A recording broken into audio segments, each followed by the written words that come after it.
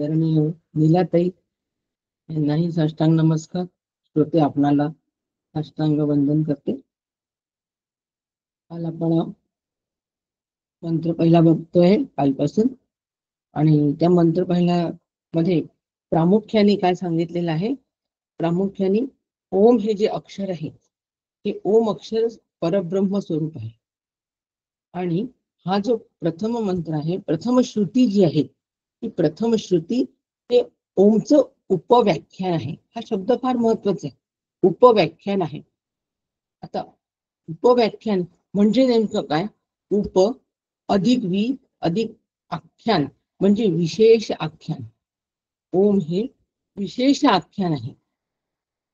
आणि एखादा विषय सविस्तर वर्णन करणं व्याख्यान, आणि त्यामधलं त्या व्याख्यानामधले विशेषत्वावर भर देणं, त्याला उपआख्यान व्याख्यान असं शास्त्राचा दंडक आहे. त्याप्रमाणे हे उपव्याख्यान आहे. मग आता यामध्ये ओम बद्दल सविस्तर वर्णन केलेलं आहे की ज्याचा मला अभ्यास करायचा आहे, जे मला जाणून घ्यायचं आहे, तर त्या ज्याचं मला जाणून घ्यायचं आहे त्याबद्दल मला सविस्तर माहिती हवी, संपूर्ण त्याच्याबद्दलची माहिती असेल तेव्हाच मी ती गोष्ट जाणू शकेल. म्हणून ते व्याख्यान सुरुवातीला केलेलं आहे यामध्ये. आणि सांगितलेलं आहे की ओंकारात परब्रह्म पूर्णपणे भरून आहे. ओंकार या शब्दानेच परब्रह्म जणू व्यक्त झालेलं आहे. ओंकार या शब्दामध्येच परब्रह्म जणू व्यक्त झाले आहे. ते जाणून घ्यायचे सामर्थ्य ह्या शब्दामध्ये आहे. ओम हे नाम, पण परब्रह्म आणि नामी. ओम हे नाम आहे, परंतु ओम या नामाचा नामी परब्रह्म आत्मस्वरूप यात अभेद आहे. कसा अभेद आहे? काल काकांनी उदाहरण सांगितलं, ज्याप्रमाणे राम हे नाम आहे आणि ब्रह्मरूप राम हा नामी आहे त्याचा, तर त्याचा अभेद आहे. ज्यावेळेला आम्ही राम म्हणतो त्यावेळेला आम्ही नामीच्या जाणीवे सकट म्हणतो, नामीच्या बोधा सकट ते नामोच्चारण आम्ही करत असतो. आणि त्यालाच संतांनी बर्वनाम असं म्हटलेलं आहे. असं बर्वनाम ज्यावेळेला आम्ही घेऊ तिथे मी सापडला दिवसावा, मी हरवला दिवसावा, मी जो हरवलेला आहे तो मी सापडतो, असं माऊलीने ज्ञानेश्वरीमध्ये म्हटलेलं आहे, भगवंत म्हणतात आहे. आणि असा अभेदातून जेव्हा आम्ही नाम घेतो, या जाणीवेतून ज्या वेळेला आम्ही त्याचा अभ्यास करतो, ही जाणीव जेव्हा ठेवतो, त्याच वेळेला ते मी आहे, नामीच चेतन आहे, अशा पद्धतीचा पूर्ण बोध आम्हाला होतो. आणि म्हणून आम्हाला या भेदातून या जगाची अनुभूती येते. भेदातून आम्हाला जगाची अनुभूती येत असल्यामुळे अशा पद्धतीची शास्त्रांनी मांडणी करून आम्हाला अभेदाकडे नेलेलं आहे. आणि म्हणून मग ही भेदाची जी आम्हाला अनुभूती येते, याचं कारण काय? तर कायचं कारण काकांनी आणि शास्त्रांनी पण सांगितलेलं आहे. काकांनी या चित्ताला लबाड चित्त असं म्हटलेलं आहे. हे चित्त सुख दुःख आणि या द्वंद्वाचा सगळा अनुभव घेतं. म्हणून हे जे चित्त आहे हे नामीमध्ये म्हणजे स्वरूपामध्ये विरलं पाहिजे. कारण हे चित्त काय करतो? नामरूपात्मक जग पकडून ठेवतो. आणि नामरूपात्मक जग पकडून ठेवल्यामुळे सत्यत्व, अनुकूल प्रतिकूल, सुख दुःख ही सगळी जंत्री सुरू होते. मग चित्ताने काय करायचं आहे? तर ह्या चित्ताला मी ट्रेनिंग द्यायचं आहे, साधक म्हणून मी चित्ताला ट्रेनिंग द्यायचं आहे. आणि हे ट्रेनिंग देऊन ह्या चित्ताने आता ओम हे आलंबन म्हणून स्वीकारायचं आहे.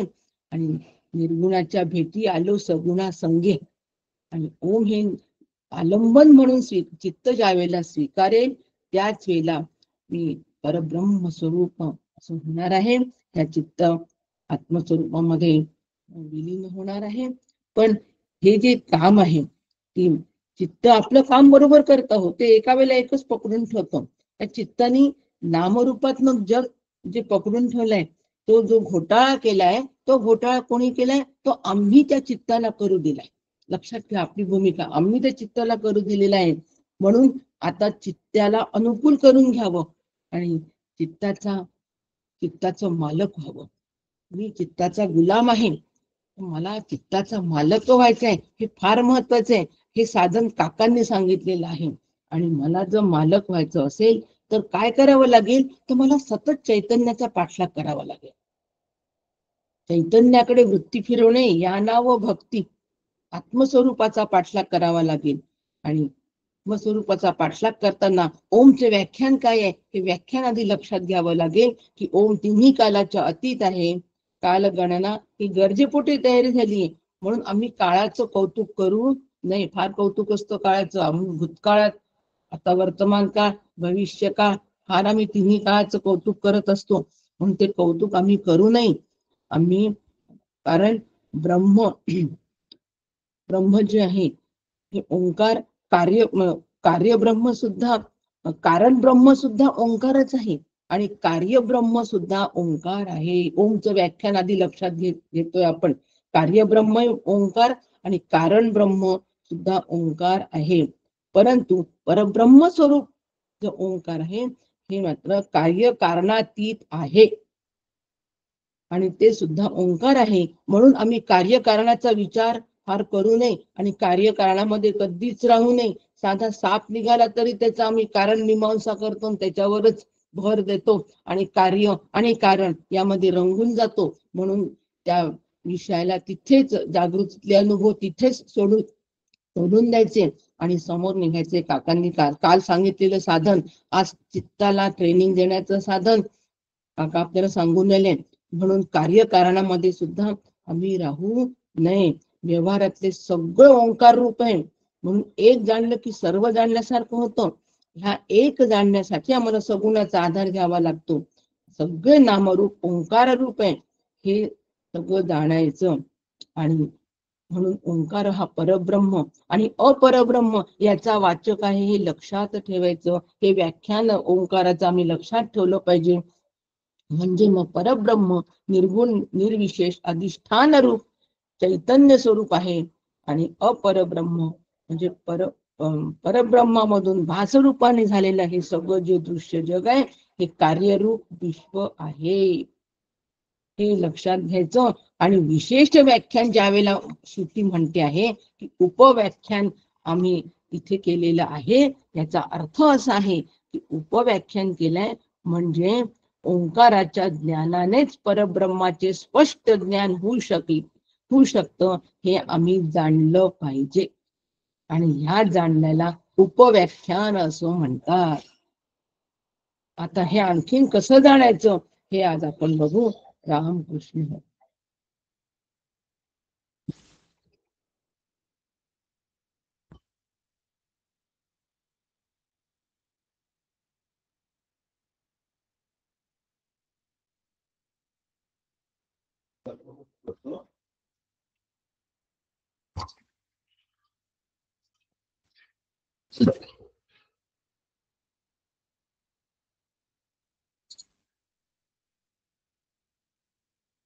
हरे राम राम राम हरे हरे, हरे कृष्ण कृष्ण कृष्ण हरे हरे, हरे राम राम राम हरे हरे, हरे कृष्ण कृष्ण कृष्ण हरे हरे. सद्गुरुनाथ महाराज की जय. वंशी विभूषित करन्नवनीरदाभा पीतांबरा जन्मबिंब फलाधरुष्ठा पूर्णेन्दु सुंदर मुखादरविंद नेत्रा कृष्णात् परं किमपि तत्त्वमहं न जाने.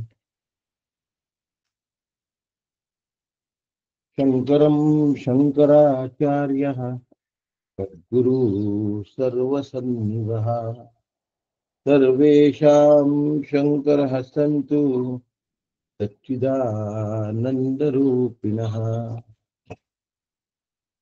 ज्ञानदं सद्गुरुं शान्तम् अज्ञानारण्यदाहकम् नमामि परमाचार्यं श्रीमत्शङ्करधारिणम्. सदाशिवसमारम्भां शङ्कराचार्यमध्यमाम् अस्मदाचार्यपर्यन्ताम् वन्दे गुरुपरम्पराम् वन्दे गुरुपरम्पराम्। सद्गुरुनाथ महाराज की जय।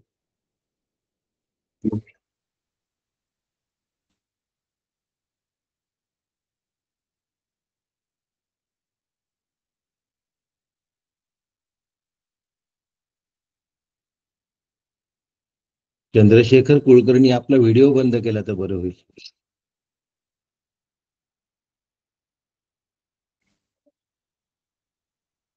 कानी सद्वचन ऐकावे, यज्ञकर्मी समर्थ व्हावे, नेत्री शुभची पहावे आम्ही सदा.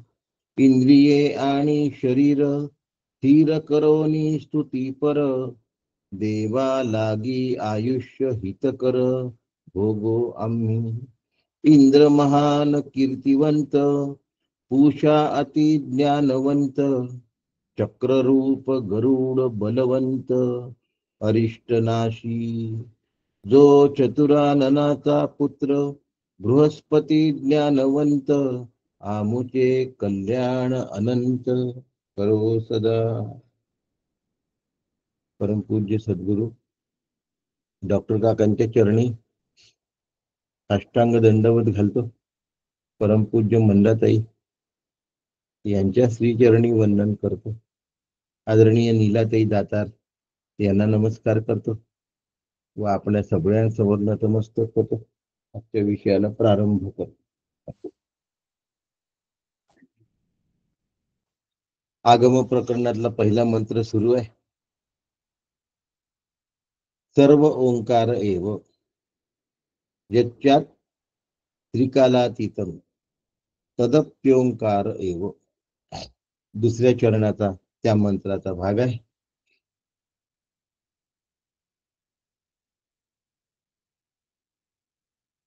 आपण पाहिलं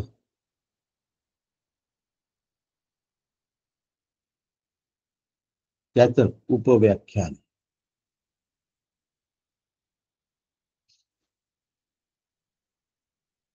त्याचं उपव्याख्यान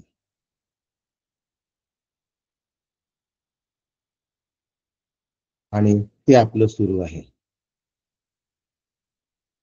ओंकार हे नाम आहे. ओंकार हेच ब्रह्म आहे. म्हणजे नाम हेच ब्रह्म आहे. नामातला नामी हा ब्रह्म आहे. नाम नामी रूप आहे. पुन्हा वाक्य समजावून घेण्यासाठी आहे. नामातला नामी म्हणजे द्वैत होईल.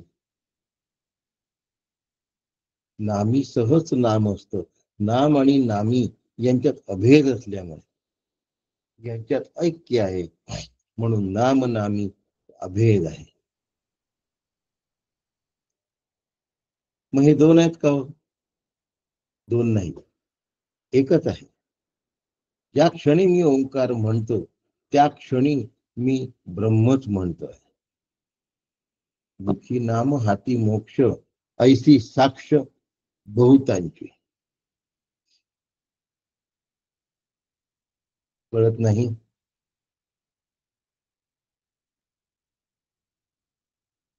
नाम घेण्याचा सुद्धा एक पद्धत असते, रीत असते. कधीतरी ती शिकून घ्यावी. महाराजांचं वाक्य आहे की पेढा कोणीकडून खाल्ला तरी सारखाच गोड लागतो. हे जरी खरं आहे तरीही नामीच्या बोधात नाम हे परिणामकारक ठरतं. म्हणून नाम आणि नामी यांच्यात अत्यंत अभेद आहे. म्हणजे दोन मध्ये जरा सुद्धा फरक नाही. ज्या क्षणी मी ओम म्हणतो त्या क्षणी मी ब्रह्मानुभवात आहे. आता मी नाम घेतलं आणि याच्या नंतर मला ब्रह्मानुभव येईल असं शक्य नाही आहे. ज्या क्षणी मी नाम घेतो त्याच क्षणी मला ब्रह्मानुभव. आता नाम घेणारा, नाम नामी आणि नामधारक ही त्रिपुटी तेव्हा नाहीसी होते. आणि ही त्रिपुटी नाहीसी झाली तर माझं नाम घेणं यशस्वीरित्या झालं म्हणून समजायचं. एकदा ओंकार आणि ब्रह्म याचा संबंध आम्ही स्पष्ट करून घेतला पाहिजे. प्रणवो धनु शरोरात्मा ह्यात्मा ब्रह्म तल्लक्षमुच्यते अप्रमत्तेन वेद्धव्यम शरवत तन्मयो भवेत. द्वितीय मुंडक. ओंकार नावाचं धनुष्य आहे आणि जीवात्मा नावाचा बाण त्या धनुष्यावर आम्हाला चढवायचा आहे. त्यानुसार आम्हाला ब्रह्मावर नेम धरायचा आहे ओंकार नावाच्या धनुष्यावर. आता ओंकाराला धनुष्य का म्हटलं? ओंकार धनुष्याकृती आहे म्हणून. त्यावर जीवात्म्याचा बाण चढवायचा. तनु मनु जीवे शरीराशी लागावे. आम्ही तन मन धन म्हणतो, माऊली तनु मनु जीवे म्हणतो. जीव होतायचा आहे तिथे. आणि मग लक्षाची एक करू पाहिजे. साध्य साधन भाव, प्राप्य प्रापक भाव हे त्या ठिकाणी शिल्लकच राहत नाही. प्रणव म्हणजे ब्रह्म आणि ब्रह्म म्हणजे प्रणव.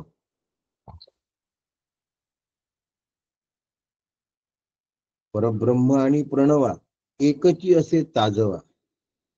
तेथे उंच नीचाचा दुरावा नसेच की. 12 नंबर. काही जण म्हणतात तुम्ही आधी नंबर सांगत जा आणि मग ओवी म्हणत जा. पुन्हा म्हणतो 12 नंबर. म्हणून परब्रह्म आणि प्रणवा एकची असे ताजवा.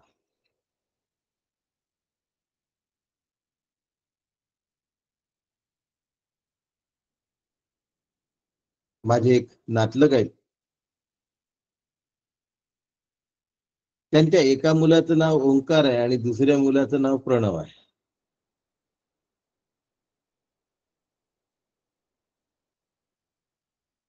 मी मनामध्ये म्हटलं की तुम्हाला वाटतं हे दोन आहेत, माझ्या दृष्टीने हे एकच आहे. वैचारिक दृष्टी वेगळी आणि व्यावहारिक दृष्टी वेगळी, लक्षात ठेवा. व्यावहारिक सत्तेत व्यवहाराप्रमाणे परमार्थ करायचा आणि पारमार्थिक सत्तेत व्यवहाराची लुडबुड होता कामा नये. माझं म्हणणं लक्षात आलं की नाही माहिती नाही मला.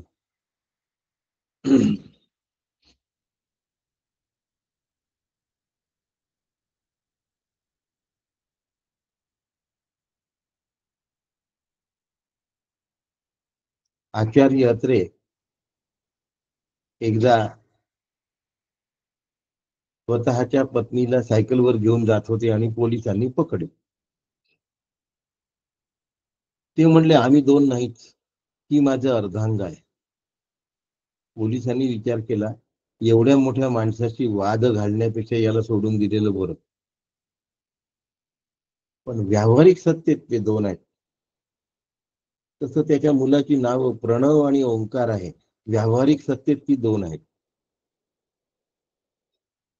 पण पारमार्थिक सत्तेत आपण सगळीच एक आहोत. नुसतं प्रणव आणि ओंकार हे दोन नावं एक नाहीत, दोन नावाची दोन व्यक्ती एक नाहीत. आपण सगळेजण.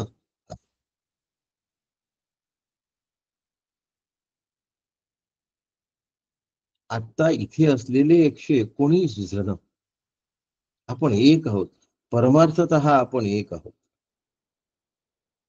म्हणून काका म्हणतात एकची असे ताजवा. आणि भगवत पूज्यपाद म्हणतात गुरुर नैव शिष्य चिदानंद रूप शिवोहम शिवोहम.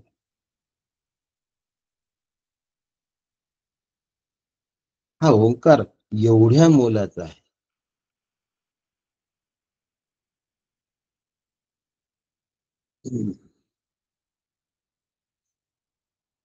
आम्हाला हे रिकन्साईल करता आलं पाहिजे, जोडून घेता आलं पाहिजे. या दोन्ही मध्ये विरोध नाही हे लक्षात ठेवलं पाहिजे. तरुण जाण्याची जबाबदारी माझी आहे, तर तरुण जाण्याचा योग्य प्रयत्न मला केला पाहिजे. मला भेदातून अभेदाकडे विचार केला. माझ्यासाठी मी सोयीचं करून घेतलं पाहिजे.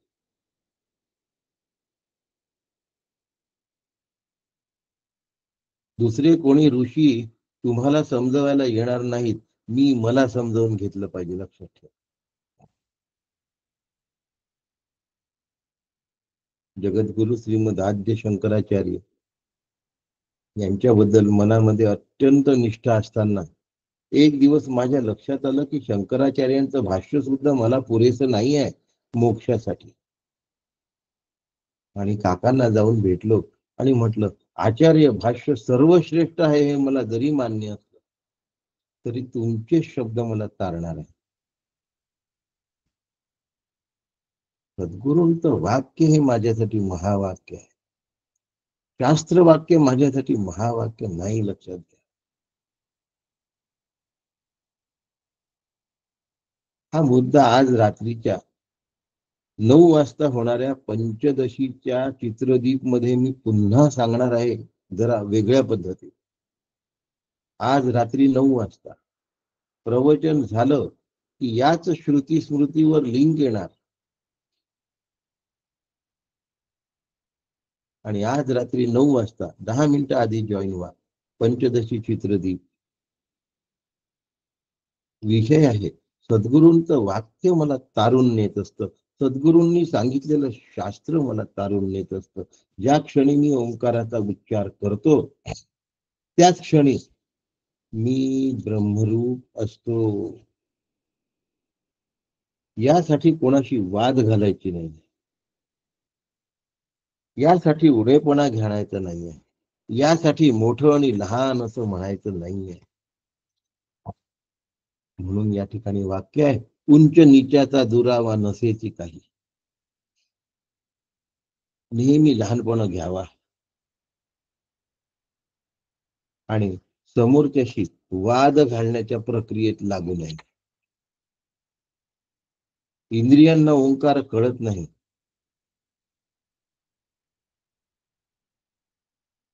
जे इंद्रियांना कळत नाही ते ओंकारामुळे कळतं, एवढं लक्षात ठेवा. काही जण वैदिक नाम आणि पौराणिक नाम असा नामाचा सुद्धा वेगळा वेगळा भेद करतात.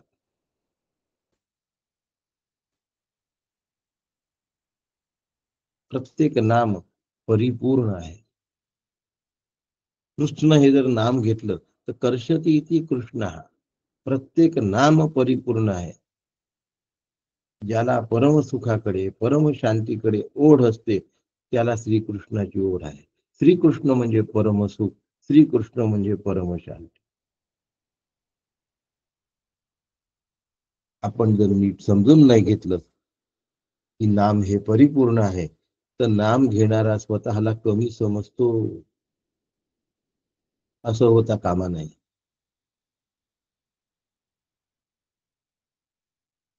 आणि आमची एवढा जप झालेला आहे म्हणजे आम्ही नामवाले आहोत. इथे सुद्धा गडबड झाली. नाम वाले आणि ज्ञान वाले, हा वाले प्रकरण फार वाईट आहे. इदंतेसी वाळले मी पणे विण डहारले, ते रूप पाहिजे आपले आपण. मीपणा आणि तूपणा या गोष्टीचा विलय झाल्याशिवाय नामेशी ऐक्य होत नाही.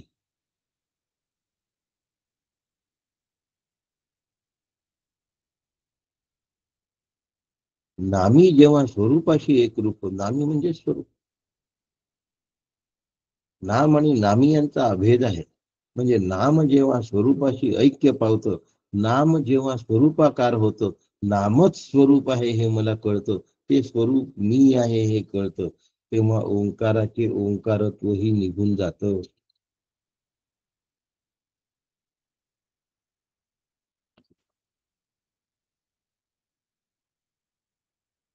हे बारकावे आम्हाला समजून घेतले पाहिजे. ओंकार आणि ब्रह्माला कमीपणा येत नाही. नामाने परिब्रह्म छोट होत नाही. म्हणून ज्ञानवाल्यांनी स्वतःला मोठं समजण्याचं अजिबात कारण नाही. नामवाल्यांनी स्वतःला लहान समजण्याचं काही कारण नाही. पण माझा इतका जप झाला म्हणून पुन्हा मोठं समजण्याचं कारण नाही, आणि माझा अभ्यास झाला नाही म्हणून ज्ञानवाल्यांनी स्वतःला लहान समजण्याचं काही कारण नाही. आम्हाला मांडुक्य काय समजेल, ही काय भाषा आहे? ही कचखाऊ भाषा आहे. आम्हाला हे कळणार नाही. आम्ही आत्ताच या अभ्यासाला लागलो आहे. तुम्ही पहिलेच कच का खाता?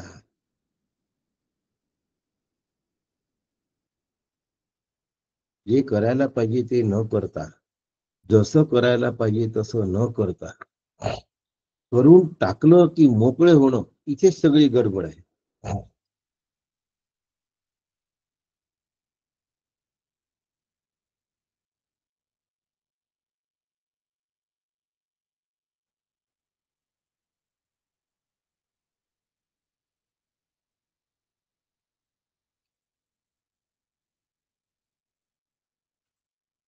आम्हाला कळून घेतलं पाहिजे. तेच जाणीव करीतेची नेणे आथिले पण मिरवी, आम्ही जाहलो ऐसा म्हणे तो काहीच नाही. आथिले पण मिरवी तेची उणे. माई मला जमलं असं वाटलं की गडबड होते.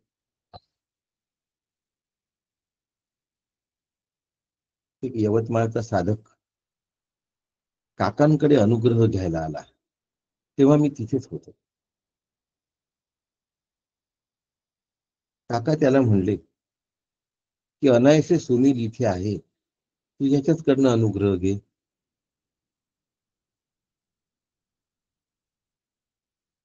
तो म्हणला नाही, मला तुमच्याचकडनं अनुग्रह हवाय.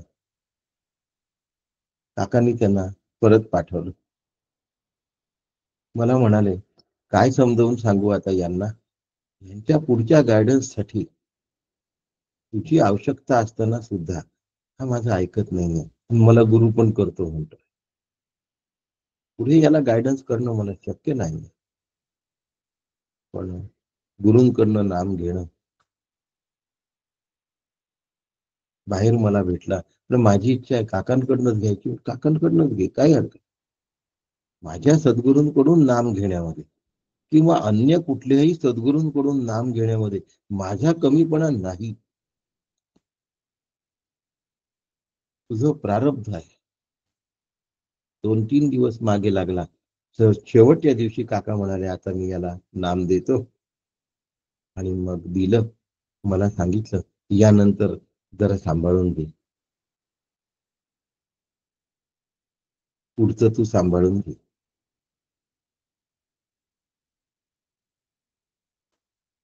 मी काकांकडनं अनुग्रह घेतला या दिमाखात पुन्हा तो कधी मला भेटला नाही. एक दिवस आमच्या राम मंदिरामध्ये तो जप करत होता. त्यावेळेला त्या राम मंदिरात मी बसलो होतो, त्याला जप करताना पाहिलं. जप झाल्यानंतर त्याला सांगितलं की तुमच्या जपामध्ये काही अडचणी आहेत, इच्छा असेल तर मला भेटाल. नाही भेटले. योगायोगाने त्यांच्या घरी जायचा प्रसंग आला आणि त्यांना सांगितलं, काय चुकता आहात. नाम नामी स्वरूप आहे. नाम आणि नामी याचा अभेद आहे, ही गोष्ट तुमच्या डोक्यातच नाही. गरगर गरगर गरगर गरगर मणी फिरतात आहे. म्हणजे तुमच्या कसं लक्षात आलंय? काकांनी नियुक्त कशाला केलं?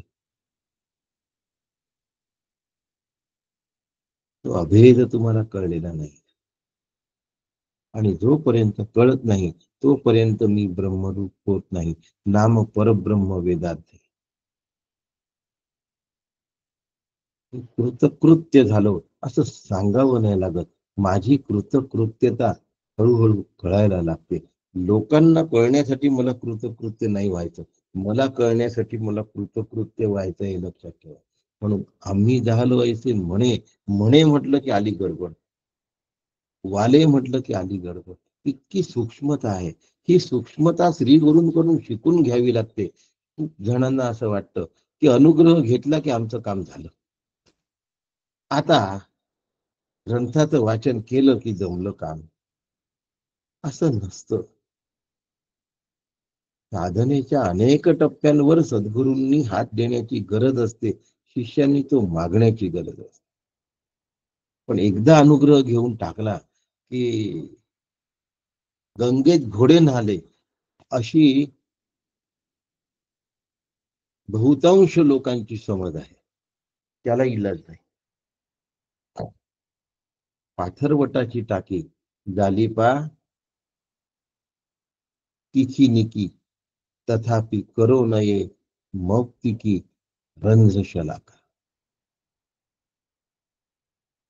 दगड फोडण्याच्या क्षणी हातोडीने मोत्याला छिद्र नाही करताय. परमार्थ मोत्याला छिद्र करण्यासारखा सूक्ष्म व्यवहार. म्हणून स्थूलाच्या अनुसंधानात अडकलेली वृत्ती सूक्ष्माचं अनुसंधान करण्यासाठी सक्षम नसते. म्हणून स्थूलातल्या आमच्या वृत्तीनंतर आम्ही सूक्ष्मात जात असताना वारंवार मार्गदर्शनाची गरज असते. आणि ही गरज शिष्याच्या जर लक्षात आली नाही तर आमची झाकली मूठ 1.25 लाखाची म्हणण्यामध्ये तो धन्य मानतो. आपण दगडावर रेख मारून घेतली पाहिजे आणि हे समजून घेतलं. साधनेवरती काकांचा खूप जोर आहे आणि हा जोर असणं गरजेचं पण आहे.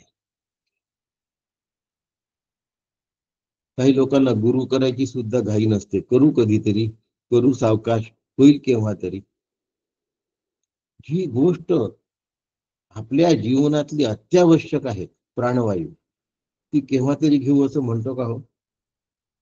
प्रपंच अत्यावश्यक वाटतो आणि सद्गुरूंच्या उपदेशासाठी पुढे पाहू, नंतर पाहू, होईल केव्हा तरी अडचणीत चालू आहे.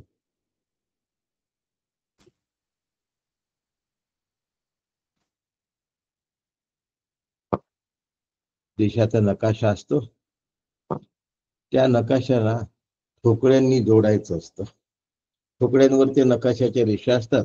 ते ठोकळ्या बरोबर जोडत जोडत गेलं की नकाशा तयार होतो. तसं नाम, ध्यान आणि तत्वज्ञान, व्रत, वैकल्य आणि उपासना, कर्म, उपासना आणि ज्ञान, श्रवण, मनन, निधिध्यासन यांना नीट जोडता आलं पाहिजे. होतं कसं, जो तो आपला तुकडाच सगळं काही आहे असं समजतो. कर्मवादी म्हणतो मी जे करतो तेच बरोबर आहे. उपासनावादी म्हणतो माझीच उपासना सर्वश्रेष्ठ आणि आम्ही याला जे करायचं आहे ते केलंय. ध्यानवादी आपल्या ध्यानाची आणि वेदांती आपल्या ज्ञानाची पोमाडिंगी मारतो. प्रत्येक जण आपापल्या ठोकळ्याला घट्ट धरून बसला आहे असं नाही. सगळ्या गोष्टींची गरज असते आणि त्या गोष्टींची गरज भागल्यानंतर पुढे जाण्याची गरज असते. पण आम्हाला कळत नाही. आम्ही आमचं साधन इतकं पक्क धरून ठेवतो की मग ते सोडतच नाही. त्यातनं आम्हाला पुढे जाण्याचा जो भाग आहे तो आमच्या लक्षात येत नाही. म्हणून आपला ठोकळा आपण धरला तर सगळा नकाशा पूर्ण होत नाही. म्हणून सगळं एकत्रित करणं हा साधनाचा भाग आहे. लक्षात, कर्माने चित्त शुद्धी होते, उपासनाने चित्त शांती होते, ज्ञानाने चित्ताचा चैतन्य लय होतो. म्हणून कर्म केलंच पाहिजे आणि कर्माशिवाय माणूस राहू पण शकत नाही. कर्म मार्गे उपासना, उपासका व्हावे ज्ञानी, ज्ञानी परब्रह्म विसावे. हे टप्पे मला समोर समोर समोर नेता आले पाहिजे. पण आमच्या ठोकळ्याला आम्ही घट्ट धरत राहिलो की मग नुकसान होण्याचा फार. म्हणून साधनांग आहेत हे सगळे, सगळे मिळून एक साधन होतं. पण जेव्हा त्या साधनाची उपयुक्तता संपते, त्या साधनाचा कंटाळा न येता त्या साधनाचा आळस न वाटता त्यातून आम्हाला बाहेर पडण्याची गरज आहे. ह्यासाठी श्री गुरु असतात. काय केलं पाहिजे, कुठे काय सोडलं पाहिजे आणि कुठे पुढचं पाऊल टाकलं पाहिजे, हे एका विशिष्ट उंची गेल्यानंतर सद्गुरू आम्हाला सांगत. पण आम्ही त्या थाटातून निघत नाही. आणि म्हणून गळून पडणं नावाची गोष्ट नसते, गाळून पाडतो. म्हणून श्रेष्ठ कनिष्ठ भाव ठेवू नका. उपासना करणाऱ्याला हलकं मानू नका. कर्म करणाऱ्याला कनिष्ठ समजू नका. पण एक दिवस कर्म उपासनेतून ज्ञानात आलं पाहिजे आणि एक दिवस ज्ञानही थांबलं पाहिजे. ज्ञानातून ज्ञान रूपतेत उडी मारली पाहिजे. सगळं भान व्यवस्थित असेल तर जमलं. एवढी जपणूक परमार्थाच्या प्रवासात करायची असते. हळूहळू हे सगळे बारकावे आमच्या लक्षात येतात आणि मग आमचं काम होतं.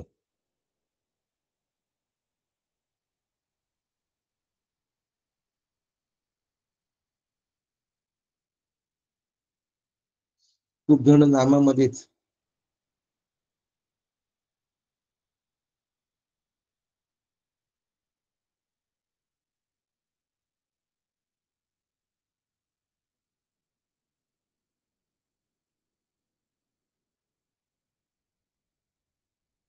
जाणीव महत्वाची.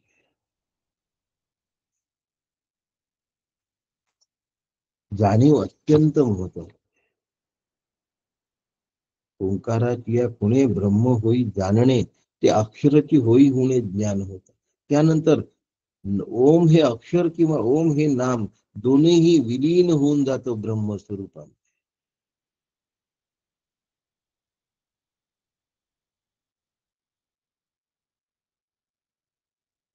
इंद्रियांना नाही कळत. इंद्रिय ज्ञानाधारे कदा न कळे. इकडे दृश्य तिकडे देव, मध्ये शून्यत्वाचा ठाव. तयासी प्राणी मंद बुद्धिस्तव ब्रह्म म्हणे. तयासी मंद बुद्धिस्तव प्राणी ब्रह्म म्हणे. इथे सद्गुरूंनी पुश देण्याची गरज असते.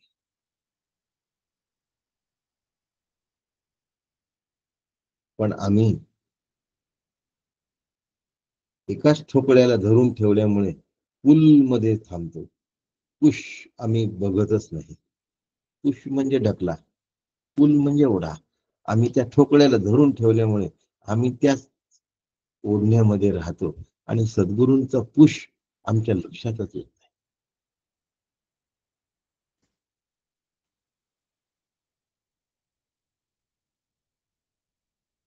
काकांकडे जाण्यापूर्वी सद्गुरू हे नाम मी घेत होतो. काका म्हणले नाम तेच राहिलं तरी चालेल, मी तुला नामीचा बोध शिकवतो. त्यांनी मला तो विचार प्रक्रिया शिकवली. नामीच्या बोधाचं नाम घेतलं तर नाम कोणतंही असलं तरी चालतं, बोध महत्वाचा.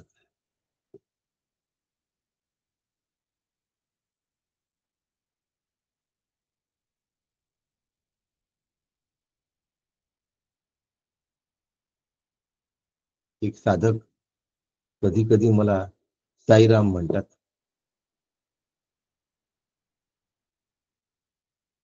माझेच अनुग्रहित आहे. आणि मग रामकृष्ण हरी म्हणतात.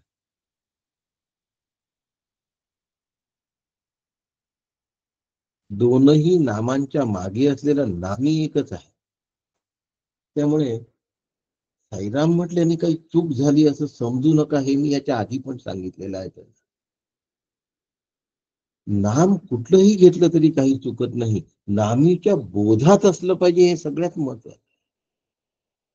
कोणतं नाम घेता यापेक्षा नामाचं लक्ष काय आहे महत्वाचं. बोध घेतला की नाम गळून पडतं, अक्षरही गळून पडतं. आणि गळून पडण्याचं लक्षण तुच्छता नसते. हे म्हटलं काय आणि ते म्हटलं काय, यात उणे अधिकपणा जाणवता कामा नये. त्यातून पार व्हायला पाहिजे. आणि हा सूक्ष्म विचार आतमध्ये घट्ट झाल्याशिवाय याच्यातून पार होत नाही माणूस. नाम गळून पडतं, ओंकाराची आकृती गळून पडते आणि गुरूंचा देहही गळून पडतो, फक्त परब्रह्म राहत.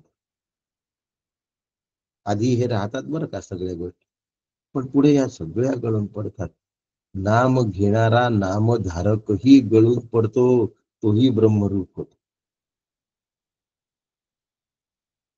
याला ज्ञान रूपता असं. हळूहळू हे बारकावे टिकणारं मन आम्हाला सक्षम करून घ्यावं लागतं. याच्यासाठी उपनिषदाचा अभ्यास, याला जाणीवेचा प्रांत असं म्हणतात. म्हणून कार्यब्रह्म ओंकार आहे. ओंकार हे अक्षर कार्यब्रह्म आहे. ओंकार हेच कारण ब्रह्म आहे. पाच ज्ञानेंद्रियांनी जे दिसतं आणि अनुभवाला येतं त्याला कार्यब्रह्म असं म्हणतात. आणि जे पाच ज्ञानेंद्रियांच्या जाणीवेच्या पलीकडे केवळ जाणीव नावाची गोष्ट आहे, तिथे वृत्ती ज्ञानाचा सुद्धा प्रांत नाही, ते कारण ब्रह्म असतं. कार्यब्रह्माच्या मदतीने कारण ब्रह्मामध्ये जायचं असतं. ओंकार या एकाक्षराने मला परब्रह्माशी जोडून घ्यायचं असतं. एकाक्षर संपलं, जोडून घेणारा मीही संपलो, फक्त परब्रह्म रूप उरलो. याला शुद्ध ज्ञान रूपता असं म्हणतात. हीच नामानी होते, हीच ज्ञानानी होते.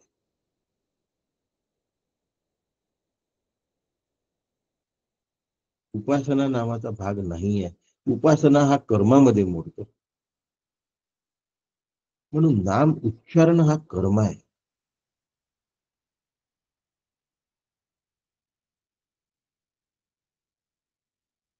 उच्चारणाच्या नादामध्ये उच्चारण विसरणं हा ध्यान आहे. आणि मी ध्यानात लागलो याचा विसर पडणं हे ज्ञान आहे. याला ज्ञान रूपता असं. तिथे अज्ञानही नाही आणि वृत्ती ज्ञानही नाही.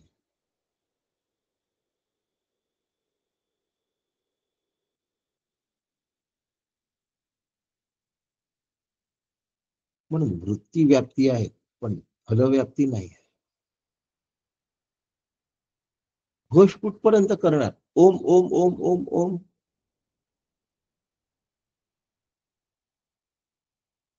सोहम शब्दाचा मारा केला, आत विठ्ठल कोंडीला. विठ्ठल काकुळती आला, विठ्ठल काकुळती आला. सोहम सोहम सोहम सोहम नाही म्हणत राहायचंय. वर्षानुवर्ष साधन नाही करत राहायचंय. सरलाताई आपला व्हिडिओ बंद करावा. सतत नाही म्हणत राहायचंय.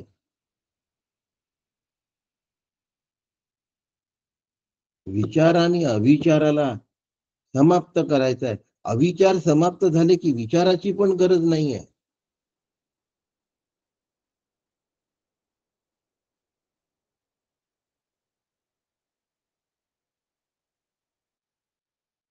सोहम म्हणतो म्हणजे हंसहा, सहा अहम म्हणतोय. सहा अहम म्हटल्यानंतर अहम शिल्लक राहण्याची गरजच नाहीये.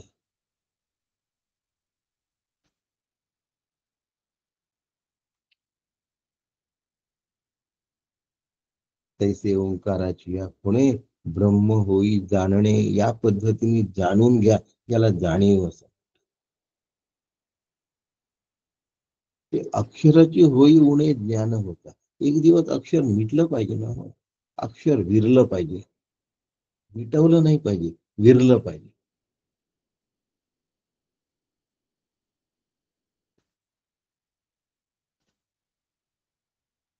ओंकाराच्या आधाराने ज्ञान होता होता ते ज्ञान त्या अक्षरालाही पोटात घेत. आता अक्षरालाही पोटात घेतल्यानंतर कार्य ब्रह्म गेलं तर कारण ब्रह्म कुठे गेलं राहिलं. म्हणून कार्य कारण भाव हा सुद्धा अज्ञान आहे तोपर्यंतच टिकून राहत. आणि मग अगाजे झाले की नाही त्याची वार्ता पुसत काही, किंवा सर्व ब्रह्मवाद.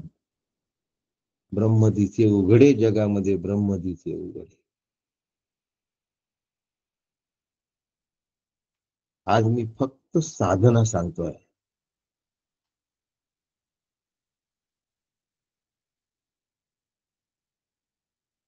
एवढी जर आम्ही नीट समजून नाही घेतली तर नुसता ग्रंथाभ्यास होईल, आणि नुसता ग्रंथाभ्यास झाला तर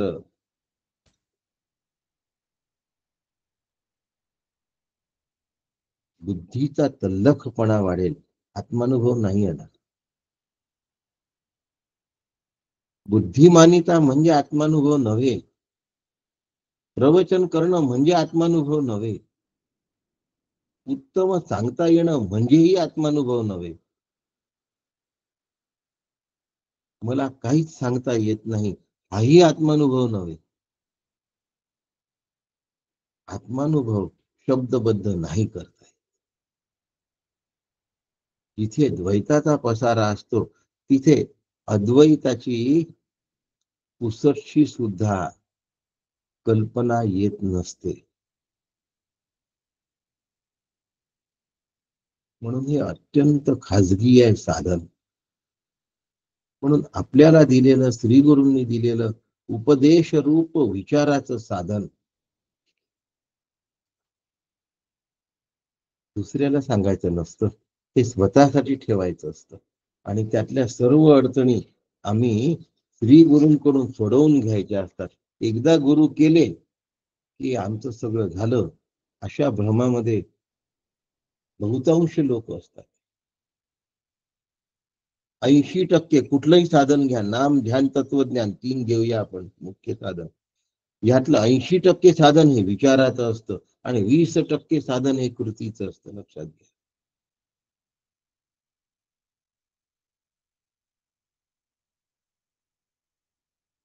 साधन हे जास्तीत जास्त वैचारिक असतं आणि बहुतेक साधक कृतिशील साधना करण्यामध्ये निमग्न असतात. म्हणून साधनेला पाहिजे तशी दिशा आणि गती मिळत नाही, कारण विचाराचा डोळा नाही उघडला. म्हणून साधन जसं व्हायला पाहिजे तसं होत नाही. चेतन श्रीगुरूंची गरज कुठे आहे लक्षात घ्या. नुसतं आम्ही तुम्हाला गुरु मानतो या शब्दाने नाही होत.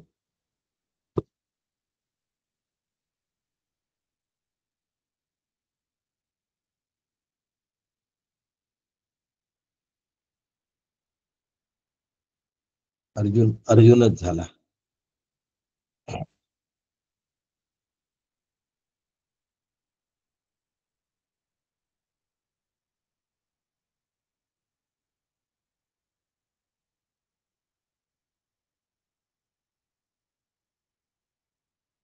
गुरु अंगठा कापतात असं समजू नका. एकलव्याच्या उदाहरणावर व्यावहारिक दृष्टिकोन आहे तो. पारमार्थिक गुरु कोणाचाच अंगठा कापत नाही, कोणाचाच पाय मोडत नाही. पण तुमच्या पायाने चालण्याचा विषय नाही, त्यांच्या मदतीने पुश, त्यांचा पुश पंगुम लंगयते गिरीमस्त. लक्षात घ्या.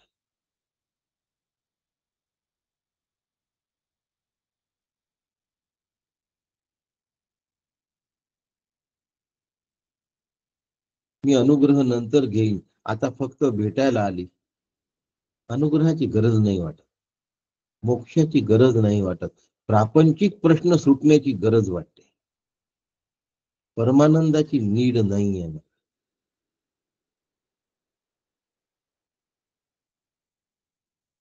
परमानंदाचा ध्यास नाही लागला, प्रपंच नीट व्हावं हाच ध्यास आहे. कसं होईल?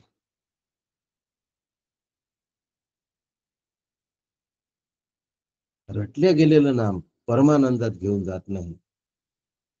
कृतिशील ध्यान परमानंदात घेऊन जात नाही.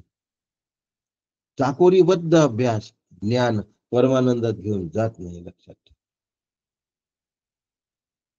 हे बारकावे जोपर्यंत आम्हाला कळत नाही तोपर्यंत ओंकार कळलेला नाही. 80% साधना विचाराची आहे आणि 20% ती कृतीशील आहे. पण विचार आणि कृती यांचं ऐक्य असतं तेव्हा हे जमलं लक्षात.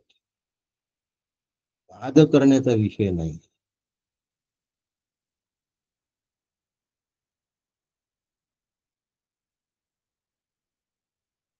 काकांकडून अनुग्रह घेऊन घेतला. पुढे साधनेविषयी कधी काकांशी चर्चा केल्या? का नाही केल्या? कारण साधनाच नाही केली. मग केली नाही का हो? करून टाकली. करून टाकलेल्या साधनेतून प्रश्न नाही निर्माण होत.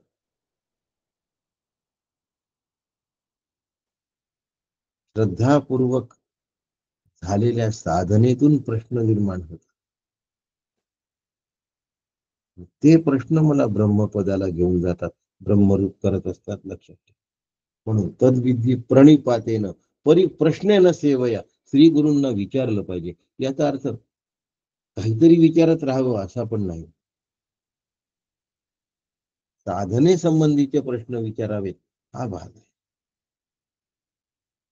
बहुतेक जण प्रपंच सोडवण्यासाठी येतात म्हणून मग अनुग्रह केव्हाही घेतला तरी त्यांना चालतो. आम्ही तुम्हाला गुरु मानलाय असं म्हटलं की चालतं. आमचा प्रपंचातला प्रश्न द्या सोडवून.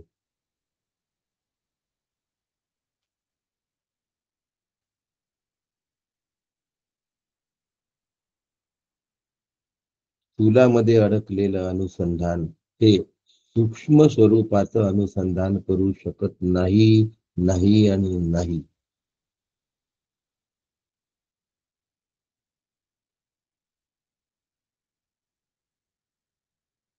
तेच तर कौशल्य साधता आलं पाहिजे, वैचारिक कौशल्य. आणि या विचार कशा पद्धतीने करायचा, कशा प्रकारचा आहे, आज त्याचा थोडासा उहापोह रात्री 9 वाजता चित्रदीप मध्ये मी करणार. 10 मिनिटं आधी जॉईन व्हा. 8:50. पंचदशीचे एक एक वाक्य, मांडुक्याचा एक एक शब्द ब्रह्मरूपतेकडे नेणारा असतो. त्याला क्लिष्ट समजू नका. मला काय समजेल असं समजू नका. मला जमणार नाही असं समजू नका. मी मूळचा ब्रह्मरूप असल्यामुळे ब्रह्मरूपता हाच माझा हक्क आहे, दुसरं नाहीच आहे काही. डॉक्टर होणं जमेल अथवा न जमेल, श्रीमंत होणं जमेल अथवा न जमेल, प्रवचन करणं जमेल अथवा न जमेल, पण ब्रह्मरूप होणं जमेलच, कारण मी मूळचाच आहे. नाही या भ्रमाने मी वावरतो आहे, तेवढा भ्रम गेला की मी ब्रह्मरूपच आहे म्हणून तेच जमणार, बाकी काही जमू शकत नाही. बाकी सगळं प्रारब्धाधीन आहे लक्षात ठेवा. श्रीमंती, डॉक्टर की इत्यादी इत्यादी जगातलं जे काही मिळवायचं आहे ते सगळं प्रारब्धाधीन आहे. फक्त ब्रह्मरूपता पुरुषार्थ आहे लक्षात घ्या. तो जमतोच, मनुष्य देहामध्येच जमतो. फक्त आपल्या नकाशाच्या तुकड्याला धरून ठेवू नका. मग काय करा? योग्य मार्गदर्शन वेळोवेळी घेत राहा, संपर्कात राहत राहा साधने संबंधी.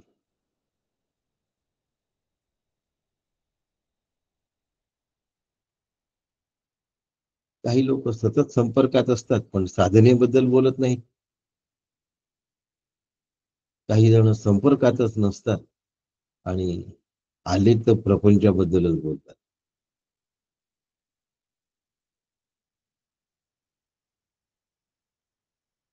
साधना गौण आहे आणि पॅकेज महत्वाचं वाटतं. आनंद रूपता महत्वाची आहे जीवनात, त्यासमोर कुठलीच गोष्ट महत्वाची नाही.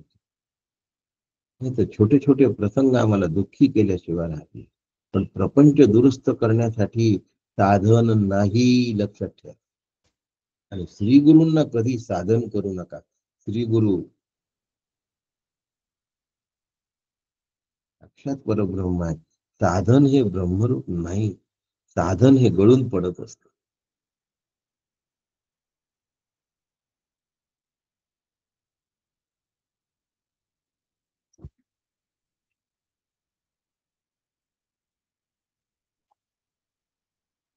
म्हणून याला सूक्ष्मतेने बघता यावं.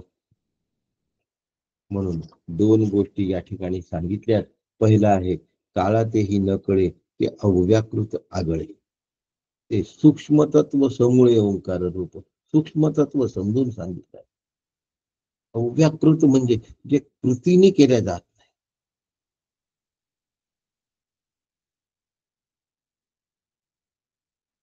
आणि जे कालामध्ये सापडत नाही. भूत भविष्य वर्तमान, भूत आणि वर्तमान, भविष्याचे कालमान, ही काळाची रूपे तीन ओंकार रूप. ओंकार कालातीत आहे आणि ओंकार कालामध्ये पण आहे. ओमित्ते दरक्षरम इदम सर्वम, सगळं ओंकार रूपच आहे. म्हणून सगळे काळही ओंकारच आहे. आणि काळाची तीन रूप आहे असं जर आम्ही म्हणत असू, भूत भविष्य वर्तमान, तर हे तीनही ओंकारच आहे. परंतु ओंकार काळाला कळत नाही, कारण तो कालातीत आहे. त्वम कालत्रयातीत आहे. आणि हे समजण्यासाठी सूक्ष्म तत्व समजून घ्यावं तर ओंकार कळतो. आणि आम्ही एवढं लाईटली घेऊ नये. म्हणून पुढे वर्णन थोडस क्लिष्ट पद्धतीने करून सांगून त्याला सोपं केलं आहे. ओंकाराची अक्षरी मात्रा पादांची कुसरी, ती तरी वर्णनाची परी एकची दोन्ही. ओंकारामध्ये मात्रा आहेत आणि ओंकारामध्ये पाद आहे. पादा मात्रा मात्राश्च पादा, श्रुती म्हणे ज्ञानदा, तेची फिरून एकदा वर्णिले. मात्राच पाद आहेत आणि पादच मात्रा आहेत. ते ज्ञानदायी श्रुतीने सांगितलेलं आहे. त्याचं वर्णन आता दुसऱ्या मंत्रामध्ये आहे की ब्रह्मचतुष्पाद कसं आहे, मात्रायुक्त कसं आहे. ओंकाराला चार पाद कसे, ओंकाराला चार मात्रा कशा.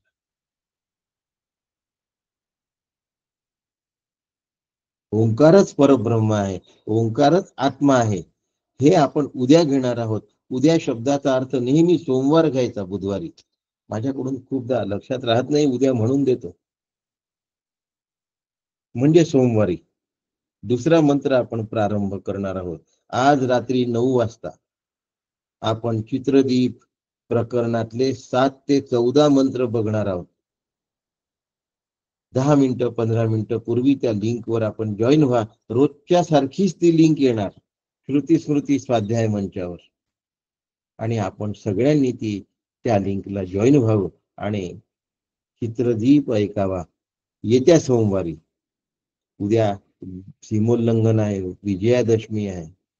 जीवानी उद्या उठून अभ्यास करा भगवत गीता. सकाळी होईल 7 वाजता, सुट्टी नाही.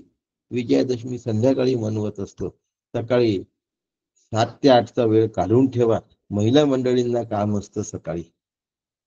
थोडस आदल्याच दिवशी आधीच थोडस उरकून घ्यावं आणि 7 ते 8चा वेळ उद्याचा काढावा. उद्या आपण भगवद्गीता 4था अध्याय घेऊया आणि सोमवारी दुसऱ्या मंत्राला प्रारंभ करूया. तत्पूर्वी आज रात्री 9 वाजता पंचदशी चित्रदीप घेईन. आपल्या सगळ्यांना वंदन करतो. रामकृष्ण हरी. रामकृष्ण हरी. रामकृष्ण हरी. रामकृष्ण हरी काका. शरणजी राम लक्षात रामकृष्ण हरी काका. रामकृष्ण हरी काका. रामकृष्ण हरी. रामकृष्ण हरी. रामकृष्ण हरी. हरी.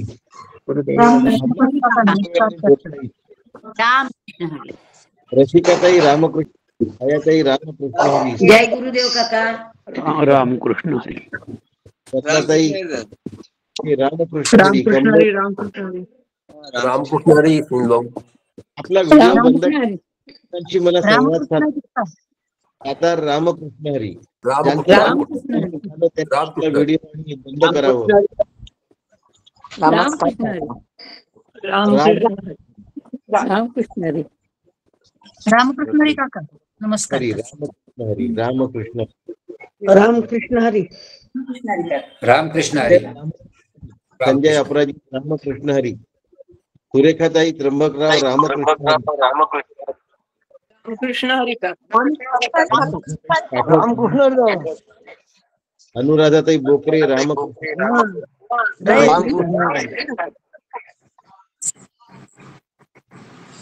श्रीकांत रामकृष्ण हरी. रामकृष्ण हरी. रामकृष्ण हरी. रामकृष्ण हरी. पानट रामकृष्ण रामकृष्ण हरी काका रामकृष्ण हरी.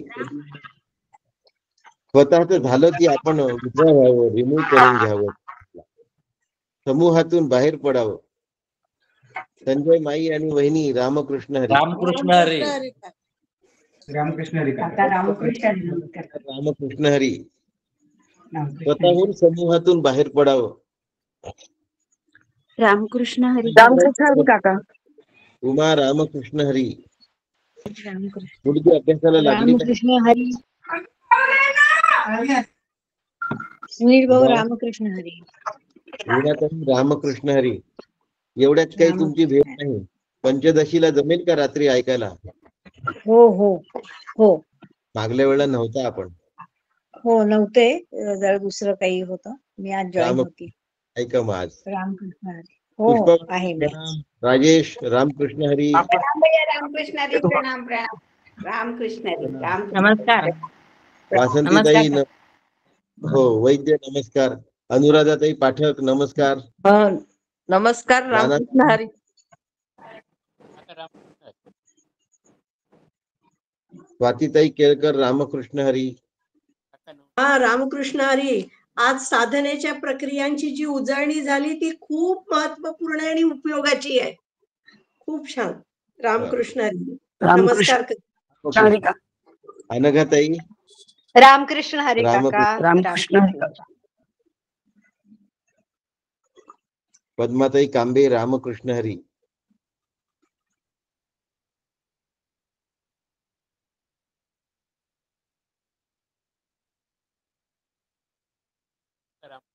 नाना नानी रामकृष्ण हरी.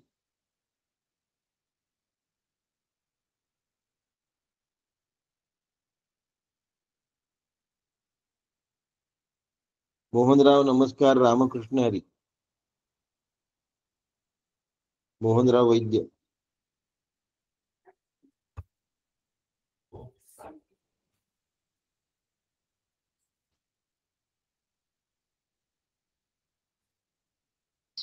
दादा नमस्कार. रामकृष्ण हरी. दादा नमस्कार करतो. रामकृष्ण हरी. नमस्कार. सुरेंद्र नमस्कार. भाभी पांडवनी अनिता रामकृष्ण हरी.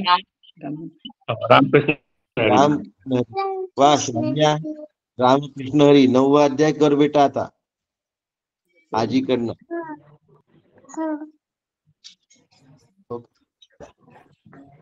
सुट्ट्या आहे सध्या 15 दिवसाच्या त्यांना. भाभी थांबतो, कोणी भेटायला आलाय. हो हो ठीक आहे भैया. रामकृष्ण हरी. राम रामकृष्ण सर्वांना रामकृष्ण हरी. रामकृष्ण हरी. कृष्ण हरी.